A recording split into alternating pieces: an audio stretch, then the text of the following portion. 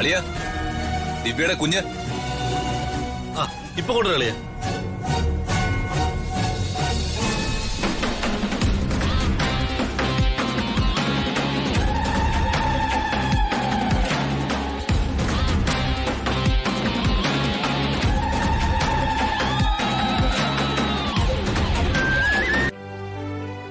ക്ഷണം സ്വീകരിച്ച് ഇവിടെ വന്ന എല്ലാവരോടും ഞാൻ ക്ഷമ ചോദിക്കുന്നു.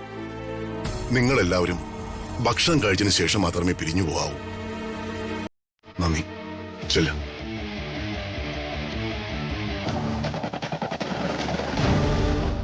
ഈശ്വര, നീ എന്റെ പ്രാർത്ഥന കേട്ടു. നന്ദിയുണ്ട്, ഒരുപാട് നന്ദിയുണ്ട്. ഇനി എന്റെ മകളുടെ ഇഷ്ടം പോലെ അവൾക്ക് രാജുവിനെ വിവാഹം ചെയ്യാലോ.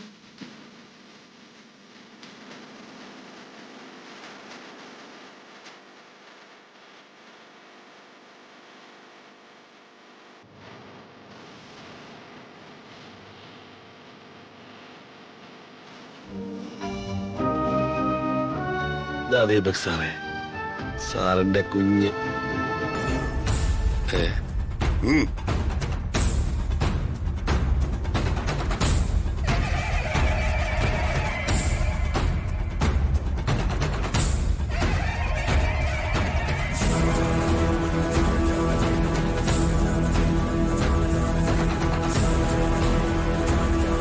വർമ്മ സാറേ, ദീപകിനെ കുറിച്ച് എല്ലാം അറിഞ്ഞുകൊണ്ട് ദീപകിന്റെ കയ്യിലേക്ക് ഹൃതിക മാഡത്തിന്റെ ജീവിതം ചെന്നെത്തുന്നത് അപകടമാണെന്ന് തോന്നിയതുകൊണ്ടാ ഞാനിങ്ങനെ. എനിക്കെല്ലാം മനസ്സിലായി രാജു.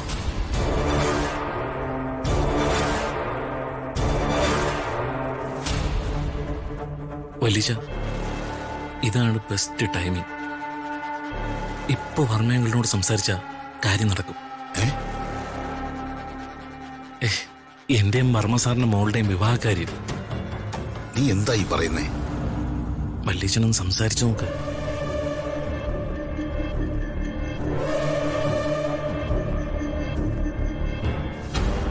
വർമ്മേ, എടോ, ഐ എം റിയലി സോറി.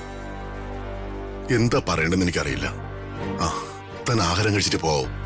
എന്താണോ താൻ ഈ പറയുന്നേ? തന്റെ വിഷമം എനിക്ക് മനസ്സിലാവും. എന്റെ മനസ്സിൽ തോന്നുന്ന ഒരു കാര്യം ഞാൻ തന്നോട് ഓപ്പണായിട്ട് ചോദിക്കട്ടെ. എന്താടോ? ഈ സാഹചര്യത്തിൽ ചോദിക്കുന്നത് ശരിയാണോ തെറ്റാണോ എന്ന് എനിക്കറിയില്ല. നമുക്കിടയിൽ അങ്ങനെ ചോദിക്കുന്നതിനും പറയുന്നതിനും മുഖവുരയുടെ ആവശ്യമില്ലെന്നും എനിക്കറിയാം. താൻ കാര്യം പറയേ. എന്റെ അനിയന്റെ മകൻ റോഹന് തന്റെ മകളെ വിവാഹം ചെയ്തു കൊടുക്കാൻ തനിക്ക് സമ്മതമാണോ?